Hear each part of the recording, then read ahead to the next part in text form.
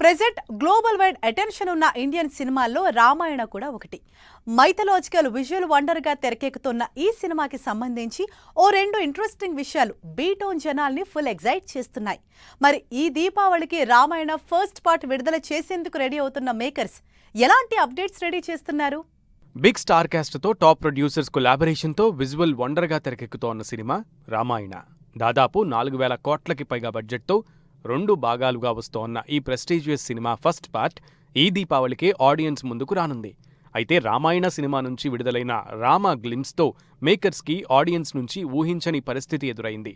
బడ్జెట్కి తగిన రేంజ్లో విజువల్స్ లేవని, గ్లిమ్స్ సీజీ వర్క్ చాలా డిసప్పాయింట్ చేసిందని కామెంట్స్ వినిపించాయి. దీంతో ఈ కామెంట్స్ అన్నింటికీ రామాయణ ట్రైలర్తో ఎండ్ కార్డ్ వేసేందుకు మేకర్స్ రెడీ అవుతున్నారట. రామాయణ సినిమా ఫస్ట్ పార్ట్కి సంబంధించిన ట్రైలర్ లాంచ్కి డేట్ ఫిక్స్ అయిందనే న్యూస్ వైరల్ అవుతోంది.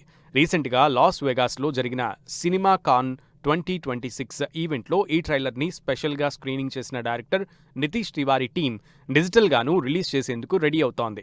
అందుకోసం ఈ నెల 18న రామాయణ సినిమా పార్ట్ 1 ట్రైలర్ విడుదల చేస్తారనే ప్రచారం జరుగుతోంది. అయితే ఈ విషయంపై మేకర్స్ నుంచి అఫీషియల్ అనౌన్స్మెంట్ ఎప్పుడొస్తుందా అని ఎంతగానో ఎక్సైట్ అవుతున్నారు B town audience. Ramayana cinema trailer డేట్తో పాటు మరో ఇంట్రెస్టింగ్ న్యూస్ కూడా బాలీవుడ్ సర్కిల్స్లో వైరల్ అవుతోంది. ఈ ప్రెస్టీజియస్ మైథలాజికల్ విజువల్ వండర్ సినిమాకి సంబంధించి India wide theatrical distribution rights ని కరణ్ జోహార్ సొంతం చేసుకున్నట్లుగా టాక్ వినిపిస్తోంది.